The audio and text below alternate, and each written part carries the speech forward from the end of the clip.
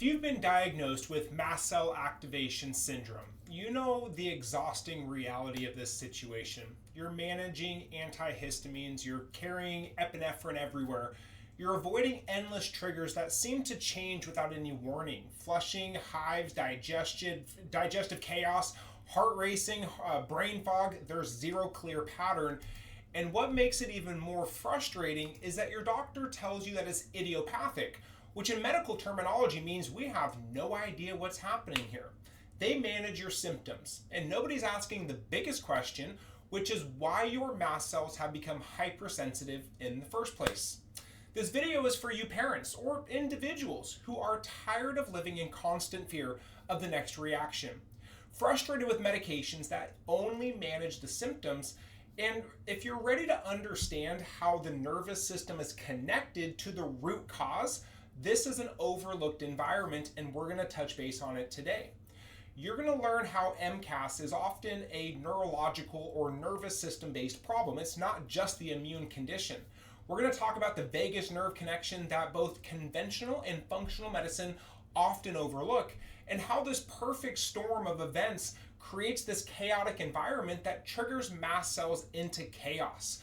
We're going to talk about MCAS and POTS and Ehlers-Danlos syndrome appearing together so often, and that there is a drug-free approach to addressing the foundational neurological foundational issue without adding more medications. In my practice, I see consistently the same situation. Somebody comes in with a MCAS diagnosis and a bag full of medication or supplements. They have a list of triggers and it continually grows. They've seen allergists, immunologists, gastroenterologists, functional medicine experts. They have done everything, and everyone agrees that the mast cells are overactive, but they're not explaining why. And conventional medicine misses this, is that mast cells activation, it doesn't happen in an isolated environment. We know that the autonomic nervous system is one of the foundational roles in that communication component. So when communication becomes dysregulated and it's stuck in a chronic stress mode, mast cells become hypersensitive. And they become hypersensitive to normal stimuli that really shouldn't trigger any sort of concern at all. Now, mast cells are your immune system's first line of defense. They're the first responders. They're stationed throughout the body, and they release histamine when they detect a real danger. However, in MCAS, the activation threshold is way too low. They react to things that really shouldn't be a threat to our body. In traditional medicine, their explanation doesn't really help much because the immune system is controlled by the autonomic nervous system, and specifically the vagus nerve. Think of your nervous system like a vehicle. You have the gas pedal, which is the sympathetic nervous system. You have the brake pedal, which is the parasympathetic nervous system, and the vagus nerve is highly associated with the parasympathetic response. So in MCAS, the gas pedal is stuck down and the brake pedal doesn't work. Your nervous system interprets normal things as a threat, and then mast cells release histamine in response. This is what we call sympathetic dominance, and it creates the environment for mast cell chaos. Now, there are contributing causes to this. It doesn't just appear out of nowhere. It's not just random or bad luck, bad genetics. It develops after years and at times decades of a constant onslaught of stressors that overwhelm the nervous system. And we're going to talk about those three today. The female stress storm is unique to itself. We have teen girls, young adult women, and moms who carry an unprecedented load of stress in three major categories. The first one being chemical, toxins and hormone disruptors.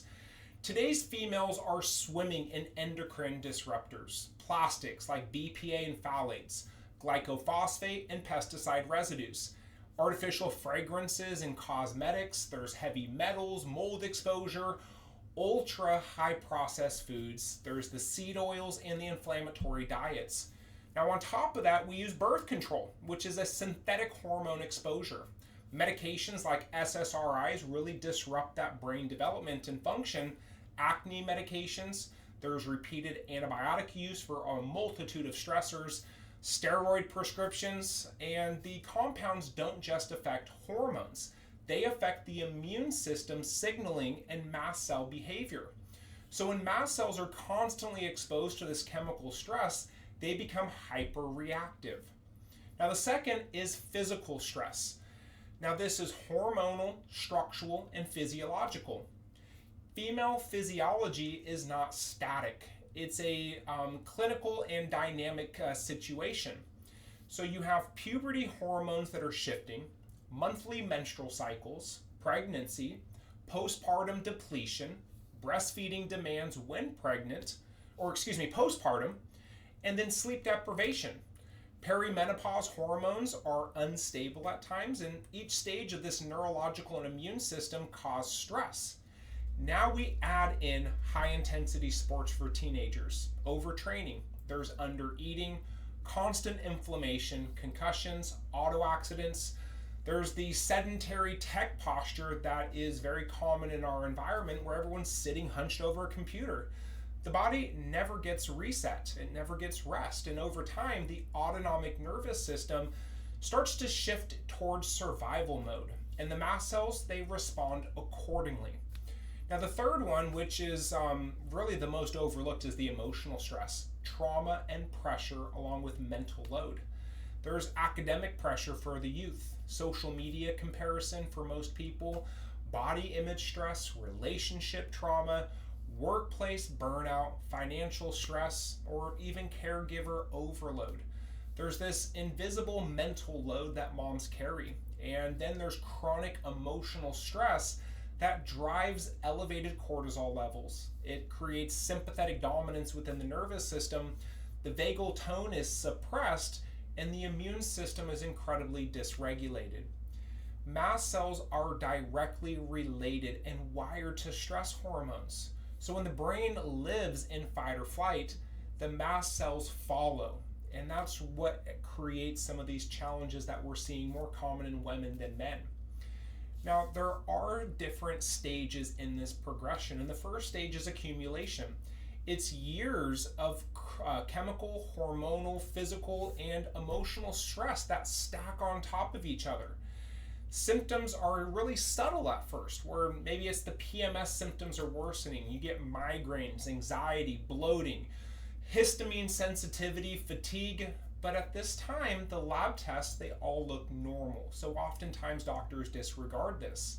The second phase is dysregulation, and that's when the nervous system shifts into chronic sympathetic dominance. It's been there for a long period of time. And in this situation, we see that hormones go chaotic.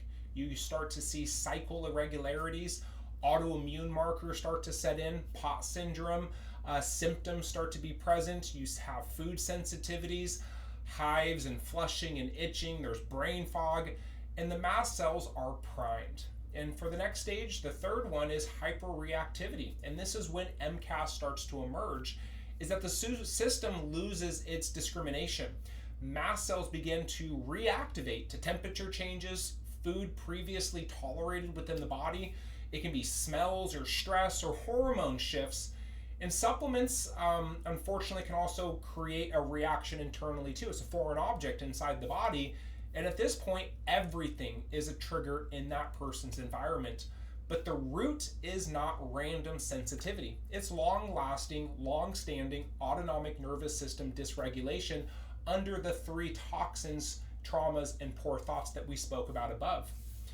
Now, these clusters with MCAS often are associated with POTS, EDS, fibromyalgia, dysautonomia, and they're not isolated conditions. They all share the same common thread. Chronic nervous system dysregulation drives immune misfiring, and medication often treats the histamine, the hormone, the anxiety, the inflammation, but it misses the central commander. And the center is that autonomic nervous system. And really, until that piece is addressed, the storm continues to cycle, and then you're just treating symptoms with medication or supplements. Oftentimes, these antihistamines or the mast cell stabilizers, they really inhibit symptoms to keep you safe, but they don't address why the mast cells have become hypersensitive in the first place. If your car has a parking brake that is stuck, pressing harder on the gas helps you to move forward. but you're going to burn more fuel. You're going to wear out the engine, and eventually it's going to release that brake. But that's what medication does, is that it helps you to function without fixing the stuck problem.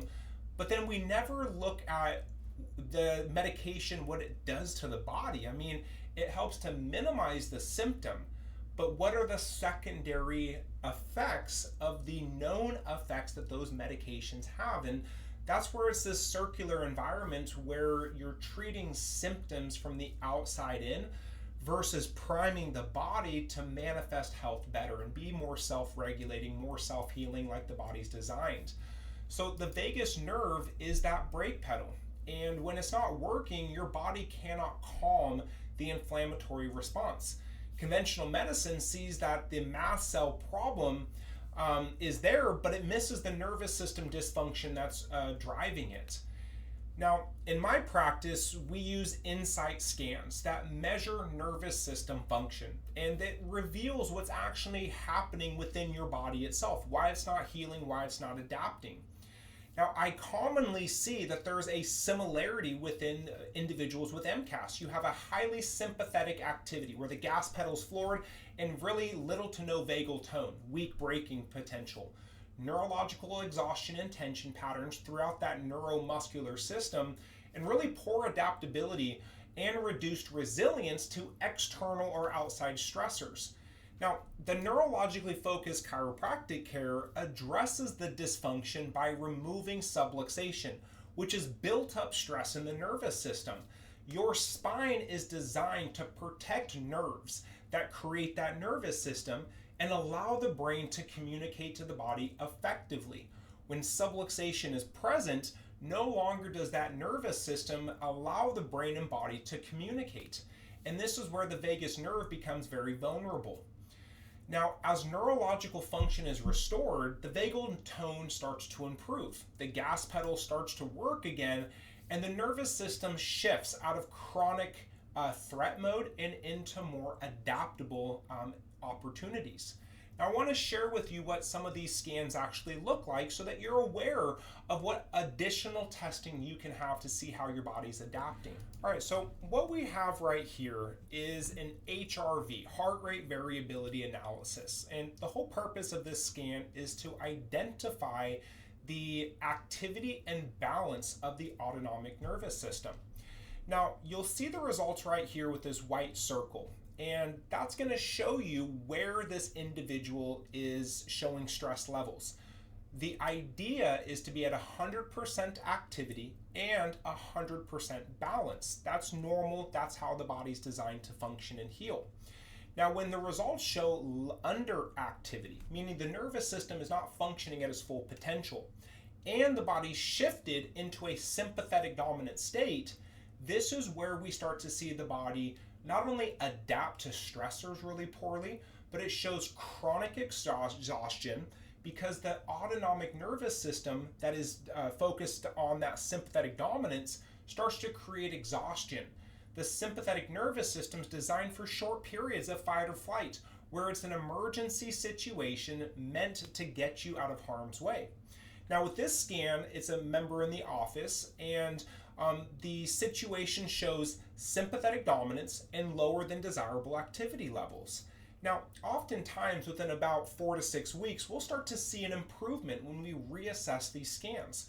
And oftentimes the body starts to show objective improvements while we start to see subtle signs of healing, whether it's improved digestion, improved sleep patterns, as we start to move towards more of those hormonal and mast cell activation improvements. On the thermography scan, which is often the second scan performed in the office, we're looking for temperature and differences at the surface of the spine. So subluxation will create an inflammatory response that can be measured and picked up with this technology. It shows different systems within the spine and nervous system that show dysfunction or dysregulation. And in this situation, when those inflammatory markers are shown in the middle thoracic region, that shows areas where you start to see adrenal dysfunction. You start to see that the immune system's compromised. There's postural factors that are creating chronic stress in those particular areas. Now, these scans are used analytically. They're not used for diagnostic or treatment purposes. They help to give us a slight insight, a lens to understand where these stress patterns are occurring. But in a scan like this, it's really helpful to correlate the symptoms, the condition, with what objective findings that we very commonly see with certain diagnostic material patients coming into the practice. Healing comes from inside the body. And when you address the foundational dysfunction first, all the other systems start to jump back online. And over the course of care, we start to see an improvement in how the body's adaptability is present. Now, if you struggle with mast cell activation and you want to dig deeper into a real root cause, click the link in our bio. Send us a DM to learn how the sympathetic dominance and dysregulation and dysautonomia may be playing a role in your condition. These scans are life-changing. They really help to understand the root cause of why the nervous system's not performing its job, and it helps you to develop more effective, really drug-free opportunities for self-care. Now, if you're flat out ready to get help and you're looking for a different opportunity, give us a call. The office line is 916-594-7630. We're in Sacramento. Maximize Chiropractic. Look us up online. The nervous system and the immune system are meant to heal, meant to recover and aid in balance. And if that state of balance is overreactive, there is a cause to the problem. Let's work together. Let's get your nervous system back into balance. And then what happens is that you can continue to improve the other wellness-based initiatives that you and your health team are performing. But until that nervous system is balanced and at full activity, your body will not have the internal capabilities of healing properly just due to that dysregulation. We really look forward to serving you.